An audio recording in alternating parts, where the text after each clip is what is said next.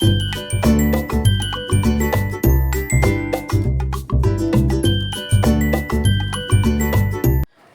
राधे दोस्तों, आप लोगों का स्वागत है मेरे चैनल पे। मैं आपके लिए कार्तिक मास का 20वां अध्याय लेके आई हूँ। तो आप मेरी वीडियो पे बने रहें। जो भी पहली बार देख रहा है वो मेरी वीडियो को सब्सक्राइब करें और पूरी वीडियो ज़रूर देखें। बहुत अच्छी कथा है। राधे राधे कृष्ण। कथा का वर्णन इस प्रकार है। 20वां अध्याय। नारद जी कहने लगे कि हे राजा प्रथु, जो कार्तिक कृष्ण अमावस्या को दिवाली करता है वह कभी दरिद्र नहीं होता। इस संबंध में एक इतिहास सुनो। थुरोसेन देश में सत्य शर्मा नाम का एक अत्यंत दरिद्री ब्राह्मण रहता था। उसके मन में ना सदैव यही लालसा बनी रहती थी कि यदि मेरे पास धन होता तो मैं दान दी धार्मिक कार्यों में व्यय करूं। इसके लिए वह सदैव विष्णु जी का पूजन किया करता था। वह जो कुछ कमाता सब कुछ व्यय हो जाता। तब दरिद्रता निवारण का उपाय पूछने पर एक विद्वान ने उसे बताया कि तुम धन की प्राप्ति के लिए शिव जी की आराधना करो। तब से वह शिव जी के उपासक में बन गया। निदान 1 वर्ष बीतने पर वह एक दिन शिवजी ब्राह्मण का रूप धारण कर कर उसके पास आए और बोले कि हे विप्र, धन की प्राप्ति हेतु तुम राजा के पास जाकर उससे वरदान मांग लो कि फिर कार्तिक वर्दी अमावस्या को हमारे सिवाय और कोई अपने घर में दीपक ना जलाए। ब्राह्मण ने ऐसा ही किया और राजा ने उसकी बात स्वीकार कर ली। निदान कार्तिक कृष्ण अमावस्या से एक दिन पूर्व अर्थात चतुर्दशी को सत्य शर्मा ने राजा के पास जाकर उसको स्मरण कराया और उसी समय राजा ने सारे शहर में ढिंढोरा पिटवा दिया कि अमावस्या को कोई भी घर में दीपक ना जलावे। राजा की आज्ञा अनुसार अमावस्या की रात्रि को किसी ने भी दीपक नहीं जलाया। जब रात्रि को लक्ष्मी जी नगर में आई तो देखा सारे नगर में तो अंधेरा है, मगर एक ब्राह्मण का घर खूब सजा हुआ है, साथ ही दीपमाला से जगमग हो रहा है। लक्ष्मी जी प्रसन्न होकर जब उसे घर में जाने लगी तो ब्राह्मण ने उसका रास्ता रोक लिया और कहने लगे कि हे भद्र, तुम्हारा पति अति कठोर है और तुम अति चंचल हो, इस कारण तुम हमारे घर में प्रवेश मत करो।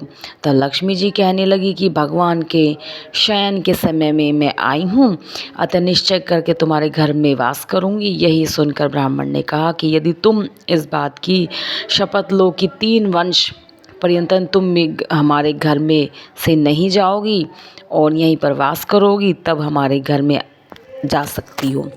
लक्ष्मी जी कहने लगी कि यदि तुम विधि पूर्वक पूजन करोगे तो मैं निश्चय ही तुम्हारे घर में वास करूंगी। यह सुनकर ब्राह्मण ने पूछा कि मैं किस विधि से तुम्हारा पूजन करूंगा। तब लक्ष्मी जी कहने लगी कि कार्तिक वदी अमावस्या को प्रातःकाल स्नान आदि करके देवता और पितरों का पूजन करो। 3 दिन के तीसरे भाग में श्रद्धा करो। अनेक प्रकार के सुंदर पकवानों से ब्राह्मणों का भोजन करवाओ।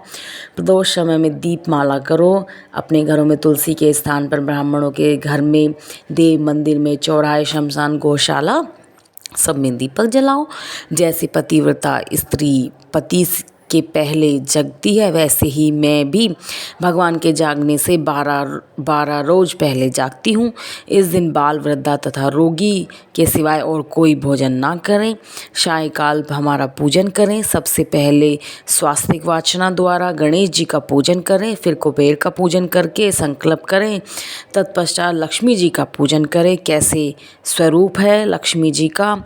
कमल के आसन पर स्थित कमल पुष्प की माला धारण किए, कमल जैसे नेत्र वाली, गंभीर नाभि वाली, स्तन के भार से नर्म सुंदर वस्त्र वाली, देवताओं के हाथियों द्वारा माणियुक्त घड़ों से स्नान करने वाली, कमल पुष्प हाथ के लिए ऐसे लक्ष्मी मेरे घर में निवास करें। सर्वप्रथम लक्ष्मी जी को आसन दें, फिर पाग, अर्घ, आचमन, स्नान, वस्त्र, धूप, दीप, नेव, जल, तांबुल, सुपारी, इन सब वस्तुओं को अर्पण करके नमस्कार करें। दीप जलाएं। समस्त रात्रि भगवान का कीर्तन करें। इस प्रकार कुबेर तथा लक्ष्मी जी का पूजन करके ब्राह्मणों को भोजन करवाएं। फिर बंधु और बांधुओं सहित आप भी भोजन करें। सत्या शर्मा ने विधिव्रत इसी प्रकार किया, जिससे उसके बहुत सा धन दान हो गया। इसके बाद उसने अनेक यज्ञ भी किए। फिर सत्य शर्मा विरक्त होकर मथुरा जी चले गए। वहीं पर समाधिस्थ होकर विष्णु लोक को प्राप्त हो गए। इस प्रकार कार्तिक महत्म का 20वां अध्याय समाप्त होता है। राधे राधे कृष्ण। ये कथा मुझे बहुत अच्छी लगी। आपको कैसी लगी? पूरी कथा ज़रूर सुनना, बहुत ही अच्छी है लक्ष्मी जी की कथा। और कमेंट बॉक्स में तुलसी माता की जय, नारायण भगवान की जय, मेरी लक्ष्मी माता की जय, जो भी आपका मन करे कमेंट बॉक्स में ज़रूर लिखना और बताना कथा कैसी लगी। आपके लिए एक सुंदर कथा फिर से लेके आऊँगी। राधे राधे कृष्ण, राधे राधे, नारायण नारायण।